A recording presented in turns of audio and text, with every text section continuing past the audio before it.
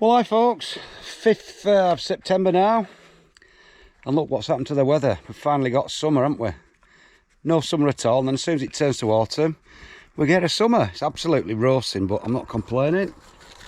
I'll just show you what's going on and what I've been up to. I've put my camera on this super wide angle mode or something, I think. So as you can see, I've totally revamped my main bit. I've taken all my rotten decking up that was on the floor all the way around. It was just totally rotten, and in winter you're just falling about all over the place because it was so dogs here, stop digging rats up, come on, shift, come on, no, anyway, sorry about that. So yeah, I've removed all that, and I've put all this Tiram weed membrane down, so it's a lot cleaner. Nothing can grow there now all the way along. And also what I've done, as you can probably see, I've completely changed the whole of the raised beds as well. They were all a bit rotten, so I've put a brand new raised bed in all around, the whole length and width, new posts and everything. It's not going anywhere, it's solid as a rock. Come on, shift. Knocked these in about 18 inches, so they're not moving at all.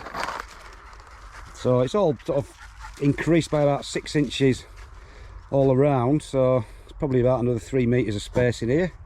So it's good, it's all nice and clean, all brand new, and hopefully we can keep it totally weed free now, which is the main idea of it, because where all the wood was broken, things were growing in between, all weeds and stuff. But now I can get all the way around it, it's all nice and clean. And what I was thinking of doing was, in this bit, putting a path all the way to the end, so basically splitting this bed into two so that I can weed, because when I'm weeding by hand all I can do is reach to about there and to about there on that side, so this bit in the middle I can't reach it, you see, without walking on the soil. So I thought if I put a path in here, maybe about a foot wide, dug it out, put some more raised, some edges in, and that way I'd split it into two in effect, and then I could weed it all by hand. But whether I want to do that or not, I'm not sure. But anyway, what do you think? Make two beds into one, because I've gained a bit of space, so what I'd lose with the path, I'd still have the same area. So yeah, anyway, that's the main bed. Pretty chuffed with that actually. Got it all nice and straight, got string lines and spirit levels and everything, so I did it properly. Carrots are still growing away well. Should be taking them now really.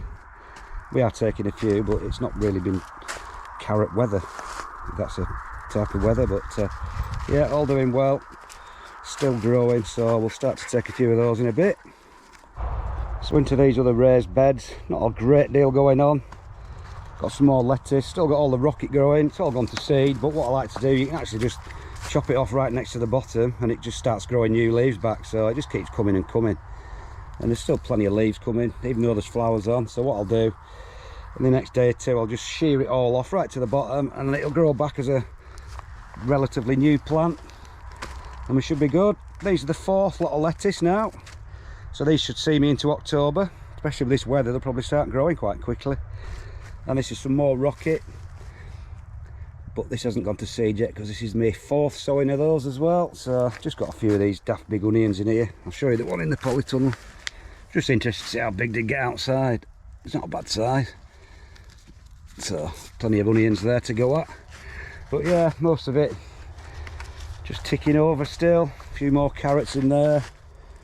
All the flowers are finished, sunflowers finished. I'll just chop all these heads off, hang them up somewhere so the birds can have a bit of a peck at them. Alright then, into the polytunnel. Not a lot going on. This is where the garlic was. If you can see, it's all dug up. It's because Mr. Dog, there was a little mouse or something digging in there. On it, what's this? Rats, here, sis. So the other day he went absolutely spare. I did a short video of it and he just dug it all over.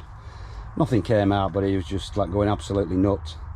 So it's all dug over for me, that. All the French beans are finished now. I'm just leaving a few of these last ones on to get as big as they can, and I'm going to try and take some seed. I've never actually used my own seed, so I've got about 10 pods, so I should get about 60 seed. But they've been absolutely remarkable this year. Climbing bean cobra as usual, can't complain about those. And the giant onions. If we get down, got two that are quite good. I think this is one of the biggest. I've put my hand in. Not a bad size. I did pull this one here because my parents wanted to take it to the neighbours in France as a bit of a novelty, and I pulled that one. That was the smallest of these four, and that was £5 2 ounces. So when I said I wanted to break £5, I've already done that, and I'm sure this one is at least £6, maybe getting on to 7 when it stops growing, but it's still growing. And with this weather, you might get a little bit of a late surge. And that's the other one. If I show you, put my hand in, can't see, it's a bit crowded in here, but that's a nicer shape, not quite as wide, but no, I'm amazed at the size of it. If you look at the size of the pot, how small the pot is, it's only about the length of my hand tall, and I've got an onion that big growing out of it. So it just goes to show you don't need to spend a fortune, you just need to get the right seed. And this was Peter Glazebrook's seed, so you can't get much better seed than that. It's just been finished drying off all my onions now. I've been taking them home slowly. They're all nicely dried up now, so I'll just take these home, trim them off, either tie them up or just leave them somewhere nice and dry just to store over winter. But done all right so far. So into this other final bit, this is where my leeks are going, and I can honestly say I've never grown leeks as big as this in my life, as this early. Maybe you just caught the size of them compared to the dog. I mean, some of them, they're up to my waist. That is, the top of that, that's 5 feet tall. It's ridiculous. And it's not just at the top, they've got some, you know, a bit of girth to them already at this size. So, and they're so thickly planted. There's about 80 in this bit, and it's only about 4 square yards, so I'm really pleased with these. Don't know whether you can see the difference in the colour. This side are the early ones because they're a bit lighter green, and then these are the darker green, sort of bluier colour. They're the hardy winter ones. So ideally what I should be doing is getting all these taken out and eaten before winter, and then we could leave these in over winter because they're supposed to be really hardy. Apparently the darker the green, the hardier they are. But you can probably, I can just about make out the difference. That's the borderline there. So yeah, leeks are doing fantastically this year. And my cabbages, red cabbage, always slow to grow, but we've got one there which is probably about 8 inches across now, and they're all coming. So we need to get those harvested. But the thing is, like I keep saying with the red ones, they're slow growing, and they'll keep all over winter without any problem. Quite hardy, so you just take them when you need them without any fear of them exploding. So that's about it, folks, on this strange day of weather, strange week. Absolutely roasting. I'm sweating like a pig, but I'm not complaining because it's better than the summer's been. So that's about it, folks.